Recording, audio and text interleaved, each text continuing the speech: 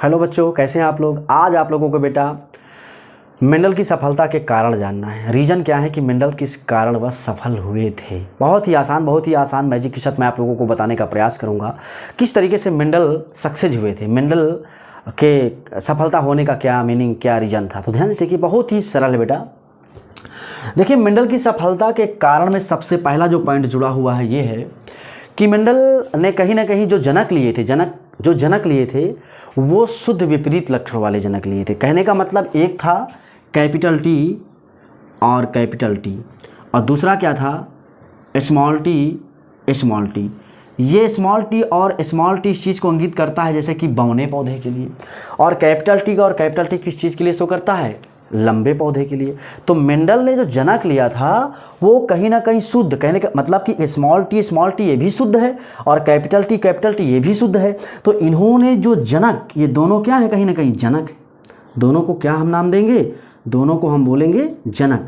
तो मेंडल ने अपने प्रयोग में जो जनक लिए थे वो कहीं ना कहीं शुद्ध तथा विपरीत लक्षणों वाले लिए थे।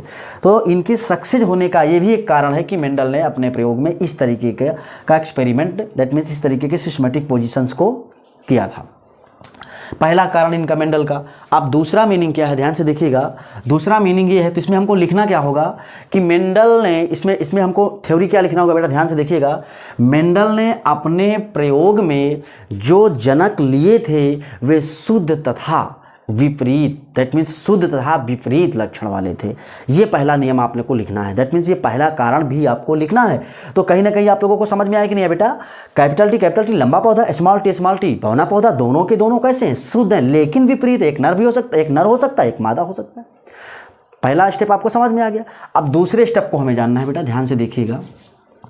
दूसरे स्टेप को जानना है। दूसरा पॉइंट हमारा क्या है, देखिए मेंडल ने कहीं ना कहीं अपने प्रयोग में केवल एक या दो लक्षणों की वंशागति को देखा। अब ये मीनिंग बेटा समझ में नहीं आ रही।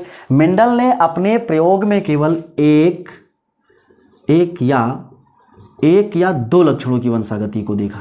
एक या दो लक्षणों की वंशागति को देखा। ध्यान से देखिएगा, एक या दो लक्षणों की वंशागति को देखा।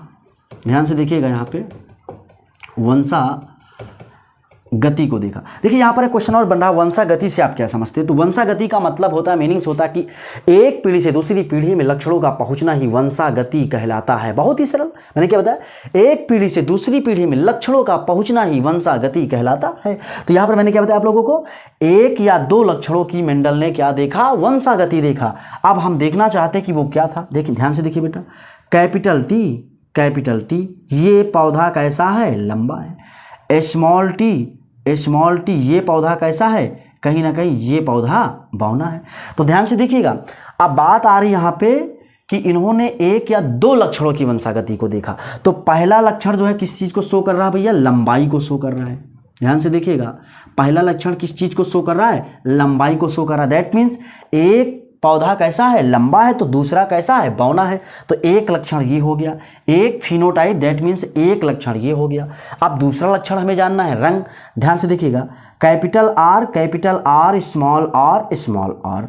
अब ये किस चीज़ को शो करता है भैया, तो ये कहीं ना कहीं रंग को बताता है। किसको बताता है, ये कहीं ना कहीं रंग को बताता है। ध्यान से देखिएगा, कैपिटल आर जो होता है ये कहीं ना कहीं लाल रंग को दर्शा रहा है। स्मॉल आर कहीं ना कहीं सफेद रंग को दर्शा रहा। तो मेंडल ने जब एक्सपेरिमेंट किया था तो उन्होंने लंबाई, दैट मीन्स दो लक्षणों की वंशागति को देखा। एक लंबाई को देखा, दूसरा कैसा देखा, रंग को देखा। तो मुझे बता दो कितने लक्षण हो गए यहाँ पर दो लक्षणों की वंशागति को मेंडल ने देखा। सीधे बिल्कुल आसान ट्रिक के साथ बेटा मैंने आप लोगों को बताने का प्रयास किया, थोड़ा समझने की कोशिश करें in the sense please. Mendel ने लिखना क्या होगा आपको कि मेंडल ने अपने प्रयोग में केवल और केवल एक या दो लक्षणों की वंशागति को देखा। मैंने आपको समझाया, एक लक्षण लंबाई, दूसरा क्या था बेटा, रंग। तो कहीं ना कहीं इस चीज को ये समझ में आप लोगों को आ गया।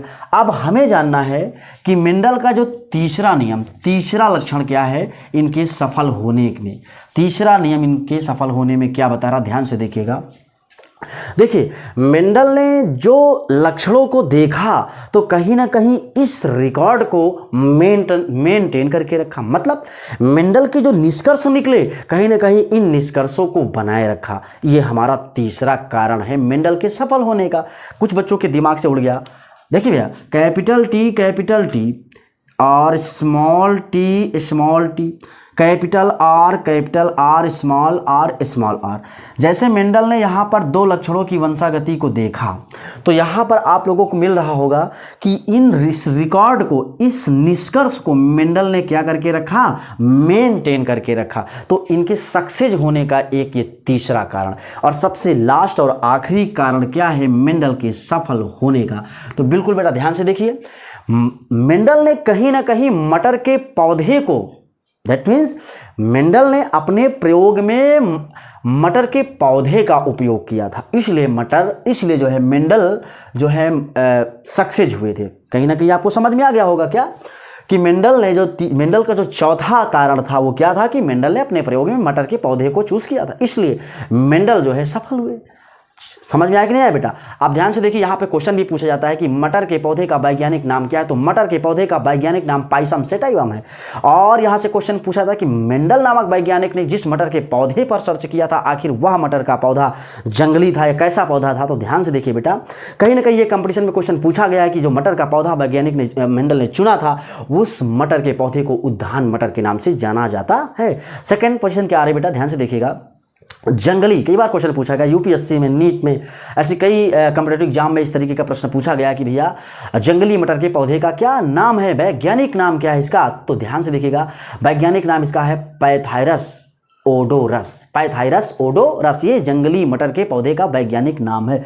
तो प्लीज़ बच्चों बस आज इतना ही इस वीडियो में, बाकी आप लोगों को दूसरे वीडियो में दूसरा मैटर आप लोगों को मिलेगा। बस आज इतना ही।